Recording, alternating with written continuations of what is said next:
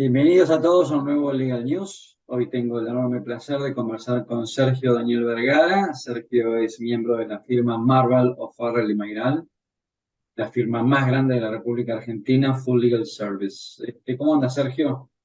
¿Cómo andas, Augusto? Muy bien. ¿Vos? Bien, bien, muy bien y muchas gracias por sumarte a este Legal News y por prestarnos un poquito de tu tiempo para hablar de ajuste por inflación. ¿Te parece?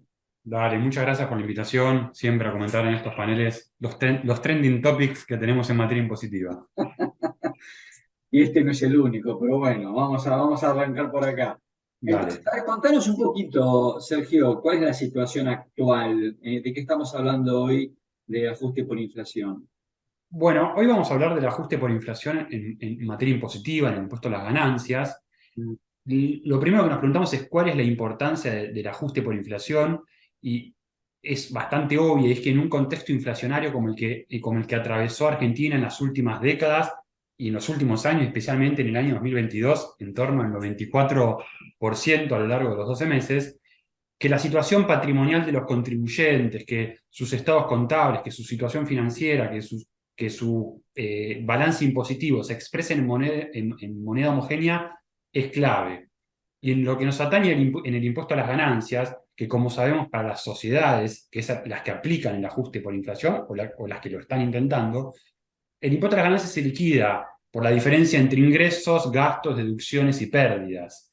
Y para que ese impuesto que se liquida sea acorde a la capacidad contributiva, a la situación económica del contribuyente, es necesario que los costos, pérdidas y gastos que se deducen de los ingresos se expresen en moneda de igual poder adquisitivo que esos ingresos, porque si no, terminamos ante un impuesto que está totalmente distorsionado y que recae sobre ganancias ficticias o que no expresan la verdadera capacidad de contribuir de los contribuyentes. Es decir, para entender un poquito más, en el cuadro de resultados, por poner estos términos, es como que mis ventas ajustan por inflación de alguna manera, pero los costos quedan nominales sin Exacto, ajuste y eso genera un resultado, ¿no es cierto?, una ganancia neta ficticia, por así decirlo. exactamente.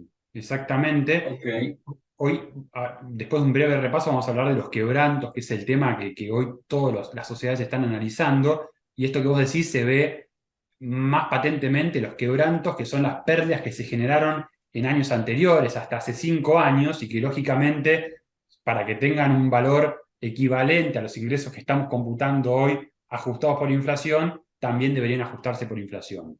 entonces, a ver, hablemos un poquito de eso. Hoy, ¿cómo estamos en el tema quebranto? ¿Siguen Bueno, estando ahí nominalmente congelados o se los puede ajustar por inflación? Bueno, depende de la interpretación de los contribuyentes o depende de la interpretación de la FIP. Todavía no hay jurisprudencia respecto a la situación post-reforma, esto es 2017 en adelante. Como vos sabés, los ajustes por inflación estuvieron suspendidos durante muchos años, desde la década del 90, en el que pudo haber sido razonable que en un contexto de cierta estabilidad no se ajustara por inflación. Si bien estos ajustes siempre estuvieron previstos en el impuesto a las ganancias desde la década del 70 en adelante, desde el 90 hasta el 2017 estuvieron suspendidos. Y fíjate, estamos hablando la década del 90, la década del 2000 y la década del 2010 con situaciones totalmente diferentes en cuanto a los índices de inflación. Pese a esta suspensión, como sabemos y como buena parte de los que hacemos impuestos y las empresas que liquidan impuestos saben, esta prohibición o esta suspensión de aplicar el ajuste por inflación fue declarada constitucional por la Corte en el precedente Candy del año 2009, pero la Corte estableció que debía ser dejada de lado esta suspensión y debía aplicarse el ajuste por inflación en aquellos casos en los que los contribuyentes lograban acreditar que el impuesto determinado sin ajuste por inflación absorbía una parte sustancial de la renta ajustada por inflación. Claro, En el caso Candy, lo que ponderó la Corte es el impuesto que determinó el contribuyente sin ajuste insume el 62% de la renta si se hubiese aplicado el ajuste. Esto quiere claro. decir que la alícuota efectiva del impuesto, en vez de ser 35%, es 62%. Era Y, 62%. y acá el contribuyente frente a esta realidad, ¿no? ¿qué tiene que hacer? ¿Paga y después repite o no paga y pide una cautelar en tribunales? Bueno, ahora vamos a las alternativas procesales. Ahí depende mucho de la decisión y de la aversión al riesgo de cada contribuyente. Pero respecto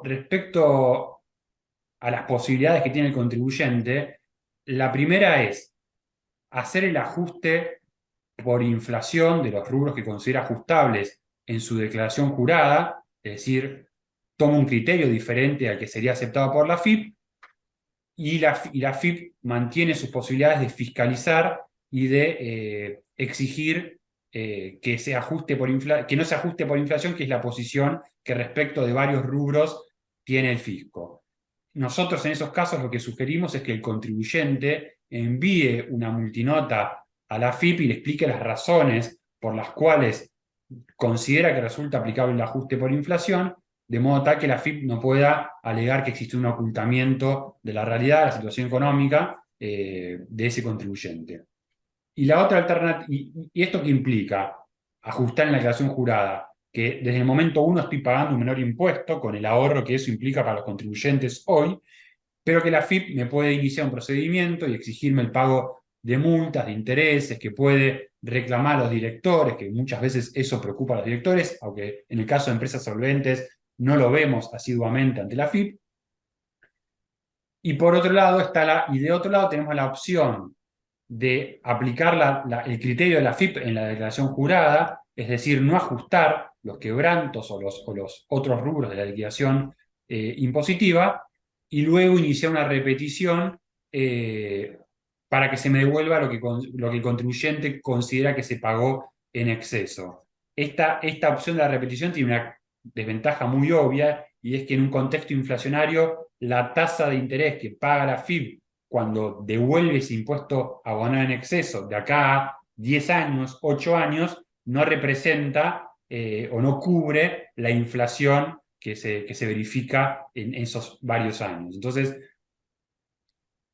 en un principio, cuando empezaron todos los casos de ajuste por inflación, lo que nosotros veíamos es que los contribuyentes preferían tomar una posición más segura que no genere riesgo para el directorio, que no genere una inspección por parte de la AFIP, y repetir, que era lo que vos mencionabas recién, y soportar quizás esa pérdida por la falta de reconocimiento de los efectos de la inflación por los intereses, pero en los últimos años fue tan alta la tasa de inflación que lo que estamos viendo es que está cambiando esa decisión, y que muchos contribuyentes lo que están haciendo es decir, vamos a hacer el ajuste en la declaración jurada, se lo vamos a hacer saber a la AFIP y litigaremos con la AFIP en instancia administrativa. Es que hoy con esta tasa de inflación es casi expropiatoria.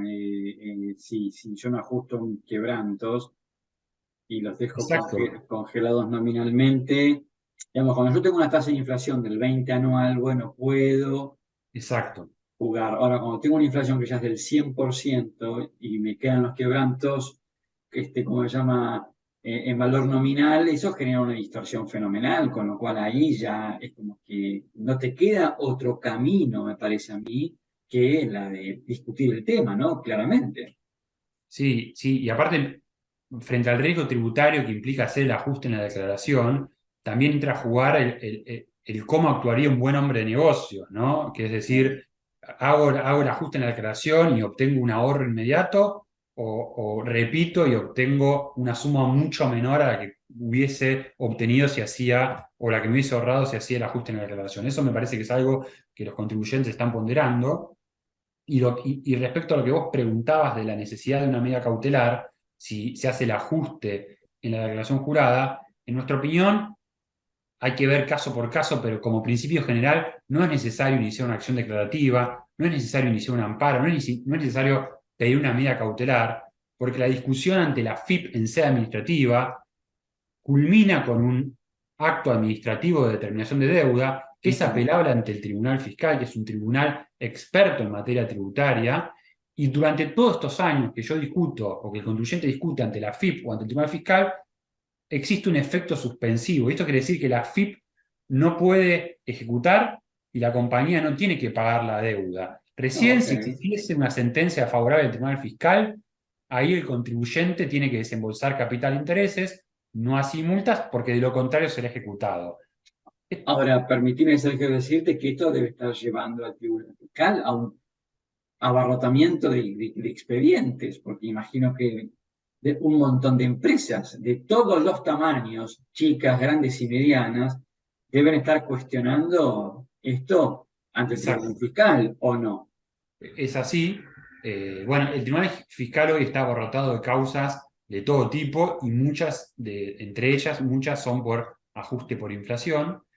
Pero lo que es importante remarcar es que toda discusión del Tribunal Fiscal, que puede tardar muchos años en ser resuelta, tiene efecto suspensivo. Y si un contribuyente, teniendo una vía arreglada para discutir esto con efecto suspensivo, enfrenta dos riesgos si va y solicita una acción declarativa o un amparo.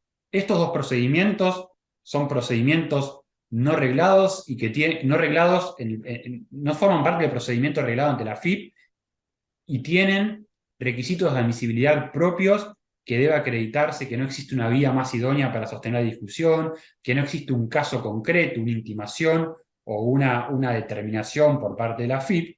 Entonces, estamos sometiendo una discusión a requisitos adicionales cuando en realidad tenemos una vía de discusión reglada, sin requisitos adicionales que deban cumplirse de admisibilidad, con lo cual luce innecesario, con el riesgo de generar costas, y además lo normal es que en los amparos, en las acciones declarativas, se solicita una medida cautelar. Y mi pregunta es, ¿cuál es el peligro en la demora, que es requisito de toda cautelar, si la discusión ante la FIP y ante el Tribunal Fiscal es con efecto suspensivo? Pareciera que Claro, no existe un peligro en la demora. bien, bien, bien.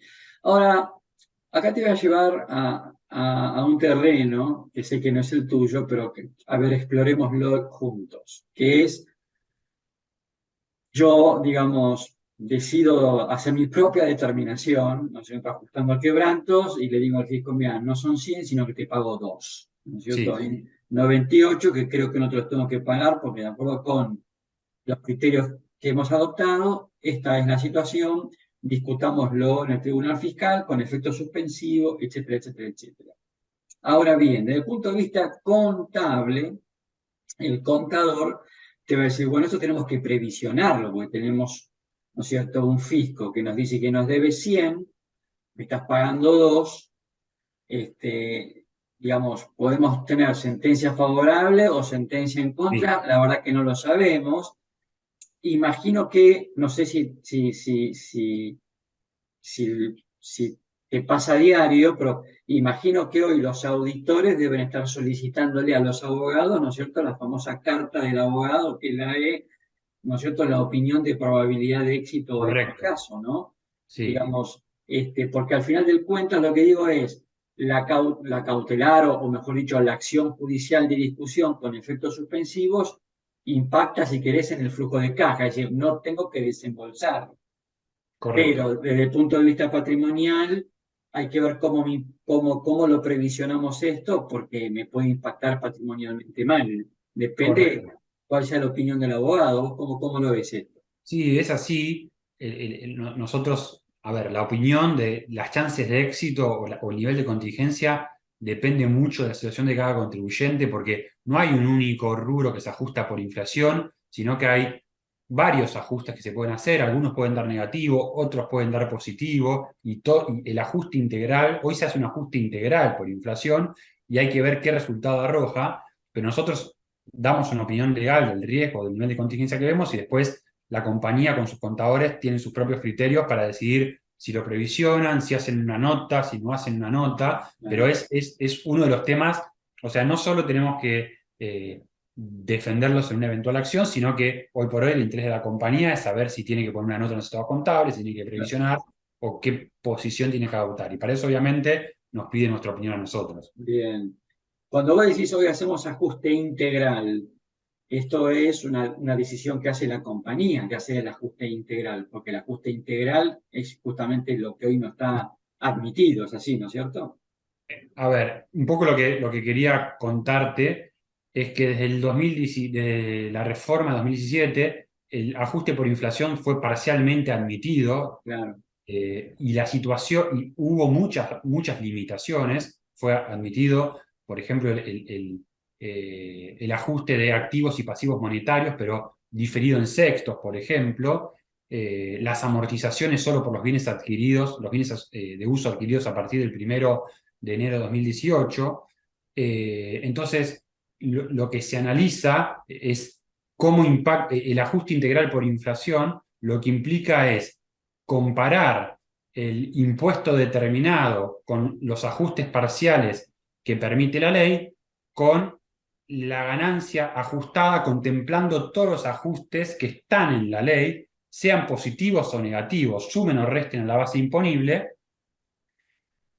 y verificando si arroja un resultado confiscatorio. El ajuste integral por inflación implica que el contribuyente no actualice aisladamente el ajuste del título 6, que es activos y pasivos monetarios, o las amortizaciones, o los quebrantos, sino que haga los ajustes por inflación de todos los rubros y vea qué resultado le da y si ese resultado es confiscatorio. Bien. Y, Bueno, y un punto que me parece muy importante respecto a los quebrantos, dos temas que quiero mencionar. El primero, que a finales, en octubre del 2022, se emitió un fallo en la causa telefónica de la Corte Suprema, que es muy importante, y que lo que termina reconociendo es que en un escenario de confiscatoriedad se puede hacer no solamente el ajuste por inflación de activos y pasivos monetarios, que era el que había sido reconocido en Candy, sino, como te comentaba recién, el de quebrantos y el de amortizaciones. ok, ok, Y perfecto. Es decir, que acá tenemos activos y pasivos monetarios, Candy, más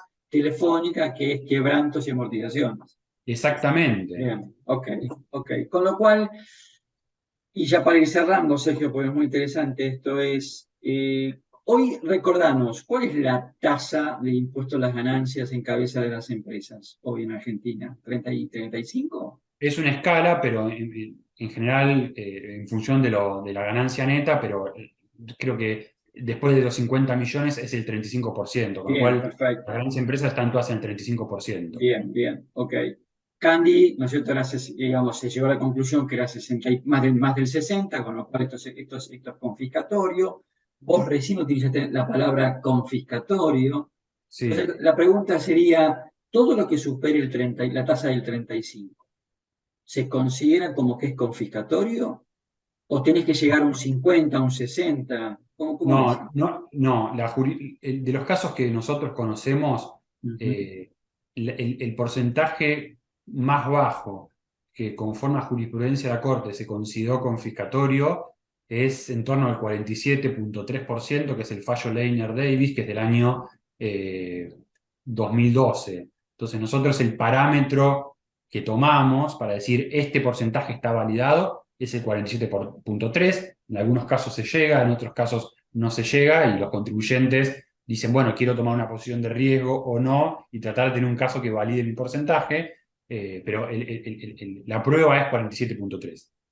Ahora, ¿no? El sentido común no indica que todo aquello que supere el 35,01, ese 0,1 no es confiscatorio.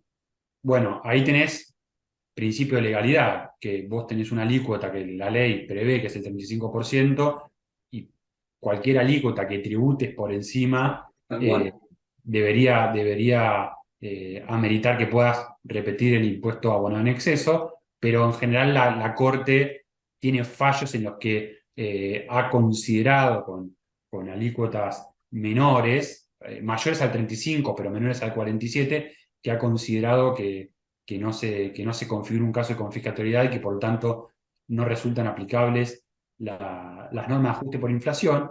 Pero un tema que es la novedad que se está viendo ahora, y es que hay una interpretación que es muy razonable, en función de la cual la reforma del año 2017 a la ley de impuesto a las ganancias y la reforma del decreto reglamentario en forma contemporánea o con efectos al ejercicio fiscal 2018 tiene como efecto que los quebrantos puedan actualizarse autónomamente.